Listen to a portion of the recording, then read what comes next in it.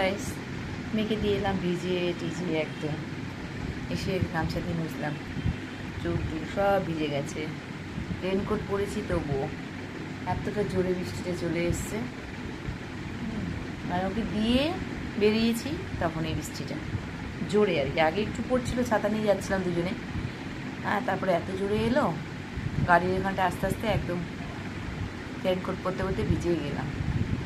তো কী বলবো, এই হচ্ছে মা কর্তব্য, তাই না? বাবা হোক বা মা হোক,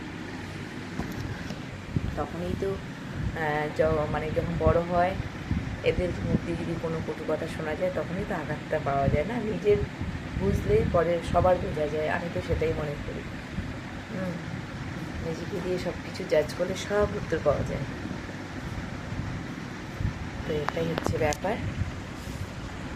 চলে এলাম, বৃষ্টি পড়ছে না, নাহলে হাঁটি আমি।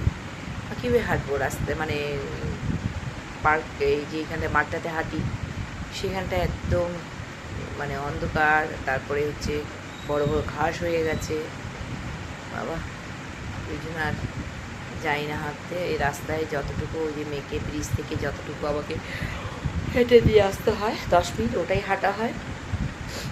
আর আসার সময় ওইভাবে ওইটুকু যে নিয়ে আসবো ওকে, ওটাই, তাছাড়া আর হাঁটা হচ্ছে না আমার।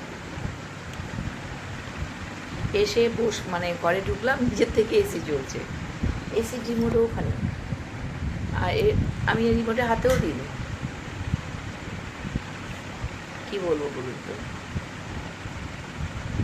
কালকে রাত্রে জ্বালিয়েছে আমাকে। মেয়ে রিমোটের ব্যাটারি বের করে রেখেছে সারাদিন আজকে, তো হয়নি আবার, তার মানে ওটাই তো আজকেও ভাবছি বের করে রাখবো, ওটা যদি হয়ে থাকে, নাহলে মেন সুইচ অফ করে রাখতে হবে। একটা কিছু সমস্যা হয়েছে, আর কোন দিকে সমস্যা মেটাবো, সমস্যা যেন যেতেই চায় না আমার জীবন থেকে।